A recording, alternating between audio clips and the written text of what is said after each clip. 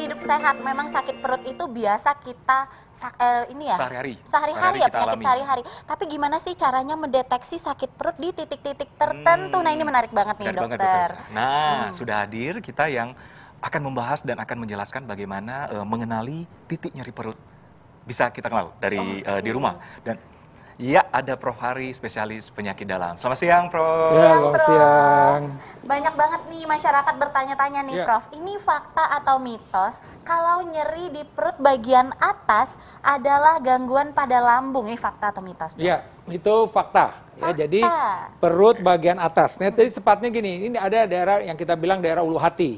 Ya, daerah ulu hati. Ya, nah, jadi pasien yang merasakan rasa perih, tidak nyaman di daerah ulu hati, disertai mual, kembung, begah. Nah, itu kita bilang bahwa dia ada masalah di lambungnya, di mahnya, ya. Bisa juga posisinya suka di kiri atas, karena ini masih bagian lambung kita, di kiri atas ini. Jadi di kiri atas. Ya, jadi di ulu hati, ya, tengah atas, kemudian sampai di kiri atas. Ini kalau lihat kita gambar di sini nih, posisi kita di sini, nah ini adanya di daerah sini nih. Nah, ini yang kita bilang tadi ya, daerah ulu hati. Ulu hati ke kiri atas ya. Ya, betul. Ya, jadi biasanya begini, pasien-pasien itu kan tadi, jadi definisinya memang dia rasa nyeri, perih, tidak nyaman, dan ada gejala-gejala tadi mual, muntah, kembung, cepat kenyang, dan biasanya juga nafsu makannya menurun gitu. Nyeri pada perut nih kan ada banyak titik nih. Tadi nyeri atas, ke kiri. Nah, kalau bagian kanan atas? Ya, kanan atas itu ada liver. Nah, ini tadi nih.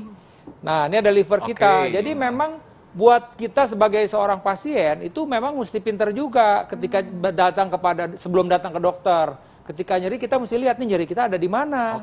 Tadi saya bilang kalau nyeri di ulu hati atau di perut kanan atas. Nah, ini kan di perut kanan atas, berarti ini ada operasi liver. Mungkin ada liver di situ, bisa macam-macam.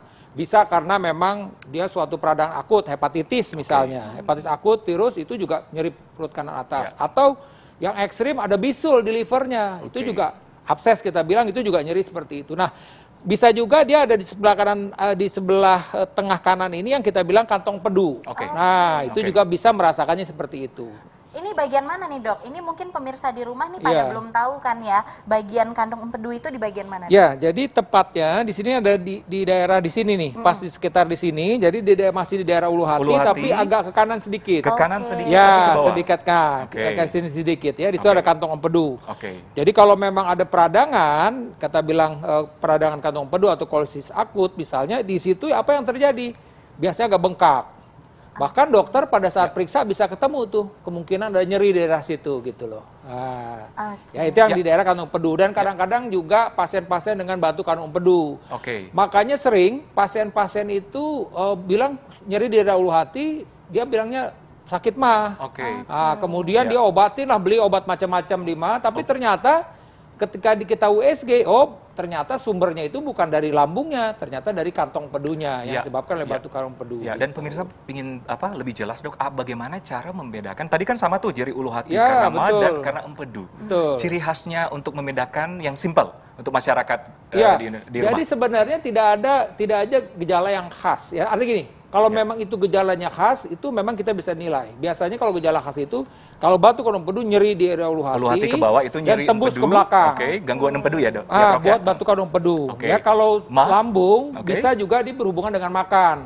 Ya, misalnya dia habis makan sesuatu terasa perih, kembung. Tapi sekali lagi, gejalanya itu bisa juga perih-perih aja, ternyata batu kantong empedu. Jadi gejalanya itu tidak, artinya gini, ada gejala-gejala yang timbul dari batu kantong empedu yang tidak khas juga. Makanya tetap harus pemeriksaan gitu. Biasanya kan kalau pasien kan berobat ya udah beli obat warung gitu misalnya kan, atau dia pernah dikasih obat mah oleh dokternya, dia cuma minum obat diulang lagi misalnya obatnya. Jangan, kenapa?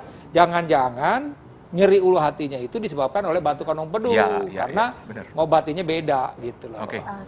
Nah, bagaimana dengan GERD, Dok? Apakah itu tipe sakitnya gejalanya sama dengan empedu dan mah? Ya, jadi kalau GERD, ini kita lihat gambar ini ya. Kalau GERD itu dari kerongkongan ya. Jadi ini dari lambung ini naik ke atas kerongkongan. Jadi gejalanya beda. Kalau GERD itu gastroesophageal reflux disease. Jadi penyakit di mana isi daripada lambung balik arah ke atas. Jadi pasien merasakan panas dada. Di dada ya? Ya, di dada panas dada. dan sampai ke atas mulutnya pahit. Oke. Nah, ada gejala-gejala yang kita bilang ekstra esofagus. Jadi gejala-gejala di luar esofagus ini ya, kerongkongan. Apa gejalanya? Batuk kronis. Jadi ada pasien-pasien yang batuk-batuk kronis, ternyata itu karena asam lambung gitu. Apalagi suara serak. Nah, suara serak juga bisa ternyata karena asam lambung. Atau gigi suka ngilu-ngilu nih, misalnya kan.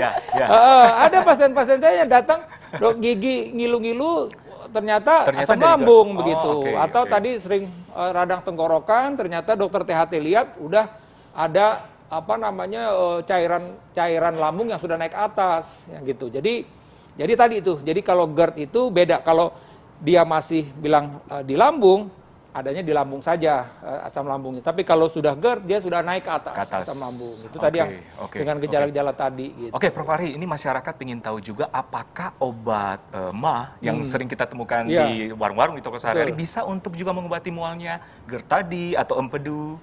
Gitu. Ya. Nah, Prof. Ari, tahan dulu. Siap. Oke. Jangan kemana-mana, saat lagi tetap di Hidup Sehat. Oke, pemirsa, masih di Hidup Sehat, kita masih membahas cara mendeteksi titik nyeri perut. Nah, masih bersama Prof. Ari, spesialis penyakit dalam. Kita nyambung tadi, Prof, pertanyaan tadi, ya, Dokter Nisa, mengenai apakah obat MAH bisa dipakai juga untuk nyeri-nyeri yang lain, empedu, GERD, dan sebagainya. Gimana, Prof? Jadi kan kalau kita tahu obat MAH itu macam-macam jenisnya. Ada yang kita bilang kelompok antasida yang dijual di warung itu. Antasida itu sifatnya menetralkan asam lambung. Kemudian obat yang lain adalah obat yang menekan produksi asam lambung. Ya, itu produksi asam lambung seperti ada kelompok yang kita bilang kelompok H2 reseptor blocker, yaitu seperti ranitidin, simetidin, roxatidin gitu. Nah, kemudian satu lagi yang kita bilang penghambat pompa proton yang termasuk kelompok itu omeprazol, lansoprazol, pantoprazol. Biasanya kalau pasien-pasien sakit MAH ini udah familiar nih dengan ini. Dengan nama-nama tadi ya. Nah, nama-nama tadi. Jadi kalau dia memang disebabkan karena kalau ini penyakitnya karena sakit MAH, ya karena asam lambung tinggi di lambung, itu biasanya minum obat seperti tadi, obat antasida itu enakan dia. Nah, begitu juga dengan GERD misalnya, ya lebih enak. Tambah lagi dia mendapat obat anti asam. Tapi kalau problemnya dari kantong empedu, dia tidak akan ada perubahan. Ya paling perubahan sedikit karena mungkin gasnya berlebihan karena dia nyeri tapi turun. Tapi basically dia sebenarnya mesti dikasih painkiller kalau dia karena batu kantong empedu begitu. Oke, baik. Misalnya. Dok, ini banyak juga nih pertanyaan di masyarakat. Jadi kalau seandainya ada rasa sakit di perut kanan bawah, itu adalah tanda-tanda dari radang usus buntu. Ini fakta atau mitos? Iya, jadi pertama saya bilang dulu fakta ya, bahwa memang pertama nyeri karena appendix ya, nyeri karena usus buntu itu memang nyerinya di perut kanan atas, di perut kanan bawah. Perut kanan bawah. Tapi yang mesti saya sebutkan, tidak semua, tadi kan pertanyaannya kan tadi Pak betul-betul bahwa appendix itu adanya di perut kanan bawah. Tapi tidak semua nyeri di perut kanan bawah itu disebabkan oleh appendix.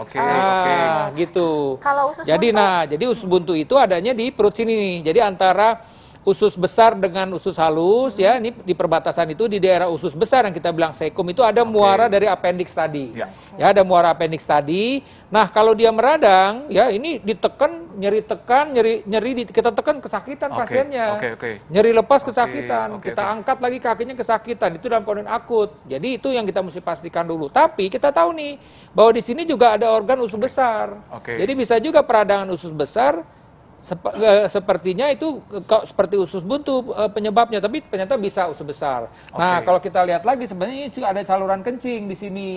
Jadi bisa juga saluran kencing. Atau kalau kewanitaan biasanya di sini ada kandung telur ya, ovarium kita bilang. Nah, ini juga bisa nyeri. Jadi sekali lagi saya sampaikan bahwa nyeri perut kanan bawah ini tidak selalu dari appendix. Tapi appendix itu memang lokasinya ada di perut kanan bawah. Begitu. Nah, Prof, apakah rasa sakitnya sama dengan mules yang sakit di MAH atau gimana? Pemirsa ingin tahu rasa sakitnya seperti apa, Prof? Kalau untuk usus buntu, usus buntu itu kalau pas, kan usus buntu ini kan suatu infeksi, ya infeksi akut. Jadi pasien tuh biasanya nyerinya hebat, jalan juga sampai begini dia. Jadi nyerinya hebat banget ya? Nyeri hebat banget, yang akut ya. Kemudian juga ada demam. Nah, biasanya pada saat ke rumah sakit, dokter akan melihat ada nyeri tekan tadi, nyeri lepas. Dan dibuktikan lagi pemeriksaan laboratorium. Sel darah putihnya meningkat. Kalau normal kan sel darah putih 5.000 sampai 10.000. Mungkin kita temukan dia 15.000, 20.000 misalnya. Jangankan kita tekan, kadang-kadang kalau lagi akut itu disenggol aja udah kesakitan gitu. Oke, baik dok. Nah ini tips nih pemirsa supaya pemirsa tahu. Jadi bagaimana kalau sakit itu kita nggak sembarangan minum obat dok. Jadi tipsnya apa aja nih buat pemirsa? Ya, jadi pertama yang mesti diketahui oleh para pemirsa semua yang ada di rumah ya. Pada kesempatan saya sampaikan bahwa prinsipnya adalah kita mesti mengetahui dulu itu nyeri sumbernya dari mana. Artinya gini, secara kasar aja dulu tadi. Ya tadi kalau memang nyeri perut kanan bawah, nyeri hebat tadi, itu jangan-jangan subuntu, apalagi ada demam, berarti harus segera ke rumah sakit. Karena sekali lagi kadang-kadang kita kasih painkiller itu menjadi masking, jadi tersembunyi. Pada saat berobat ke dokter udah nggak ketemu, padahal itu ada problem di situ, jadi mesti hati-hati. Kalau tadi memang nyeri di daerah ulu hati, silakan boleh mengkonsumsi obat-obat antasida segala macam untuk menetralkan merasa lebih enak. Tapi sekali lagi ketika nyerinya berulang nggak baik-baik, sebaiknya mesti ke dokter gitu loh. Nanti dokter yang akan memastikan ini penyebabnya dari mana, apa dari batu empedu kah, atau kuat dari lambung atau yang lain-lain gitu. Terima kasih dokter, terima kasih banyak. Oke pemirsa, tidak terasa 60 menit kita sudah bersama. Semoga apa yang kita sajikan siang ini bermanfaat untuk kita semua dan masyarakat Indonesia. Oke, saksikan terus Hidup Sehat setiap Senin sampai Jumat jam 1 siang hanya di TV One. Saya Dr. Akles. Dan saya Dr. Teguh Anissa, Indonesia Hidup Sehat.